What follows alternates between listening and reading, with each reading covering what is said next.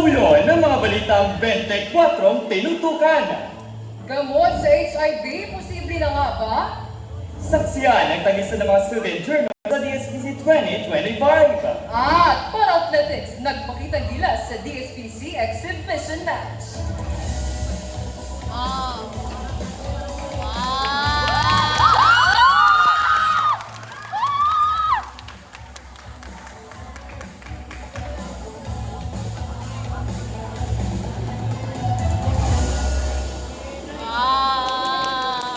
Magandang araw, Luzon, Visayas at Mindanao.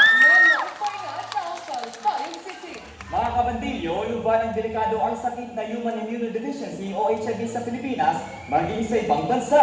Pero ngayon, mayroon na raw available treatments o mga gamot tungo sa recovery ng HIV. At live mula sa Metro Manila, nakatutok si Brin Lueda. Rain, totoo ba itong meron ng treatments ang HIV? Oh yes, Brian. Naibanggit naman na mayroon ng treatments kasabay sa solusyon ito. Parami ng ang mga kaso ng HIV.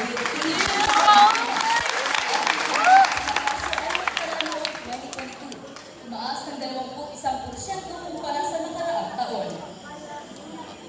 Ngayong taon naman, patuloy pa rin ang pag-iimbestiga sa makabagong lunas o treatments sa sakit na ito. Yan ang huling balita. Balik sa inyo. Maraming salamat, Rain Rueda Live sa Metro Manila.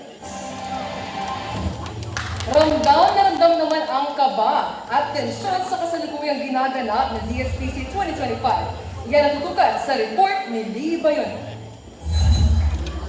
Muling nagtatagisan ang mga story journalists ng Carvalho City sa mga DSPC 2025. Ang piyansado ang mga manulat ng paglaban ang kanilang mga distrito. Dala-dalang kanilang galing, kumpiyansa sa sarili. Nagdiking rin si OICSDS Dr. Margaret Calero Jr. ng isang magandang mensahe sa mga Manila.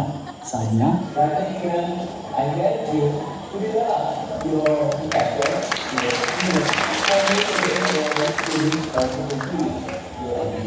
patunay ito sa lahat ng mga student journalists para rin pag-student ang kasalanan, ito ang mga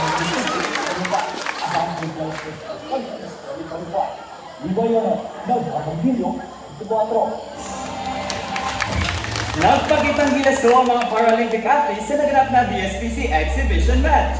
May report si Renz Manao. Paralympics, iba't ibang laro na walang kinikilingan. Itang Chavez sa Tukon Valenciano para mag-gold sa singing ay nagpakitang gilas sa isang exhibition match.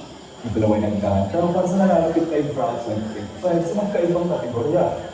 Sa larong long jump, nakahatak ang 2.42 meter jump ni Gould bilang kanyang pinakamataas sa punto sa pagkamatay. At 1.42 meter jump naman para kay Chani. Sa pangalaro na shot put, nakakuha ang dalawa ng 2.60 at 2.9 meters bilang pinakamalayo ang mataas na puntos. Ang dalawa ay may parehong kapansanan, ngunit hindi ito naging hadlang na sumubok at harapin ang kanilang makakaya. Renz Manao, Nagbabandilyo, 24. Susunod! Abangan ang first pilot episodes ng Kapuso series, Mga Batang Riles. Tutukan ang lahat ng mga balita sa pagbabalik ng Bandilyo 24. Ay dapat kita, hindi sino naman. Kapatid natin, maraming hinaharap ng mga tao mayroong difficulties sa singing, hearing, talking, at maraming iba. Hindi sa edukasyon, may diskriminasyon. Pero lagi natin tandaan, lahat tayo ay pantay-pantay. Saan mga aspeto ng komunidad, trabaho man o paaralan.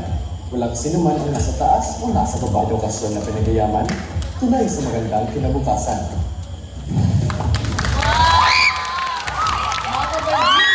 Good news! Para sa fans na Kapuso Prime Series, dahil nilabas na ang world premiere ng Mga Batang Riles.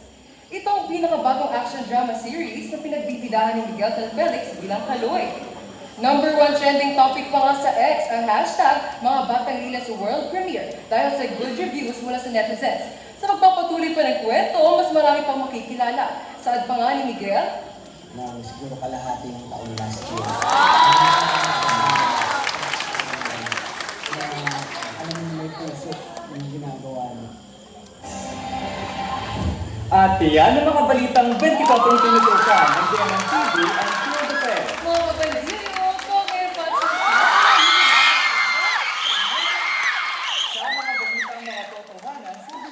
ito ang aming pinalagahan. Saan man sa mundo, kami magbabadilyo 24. Magandang gabi!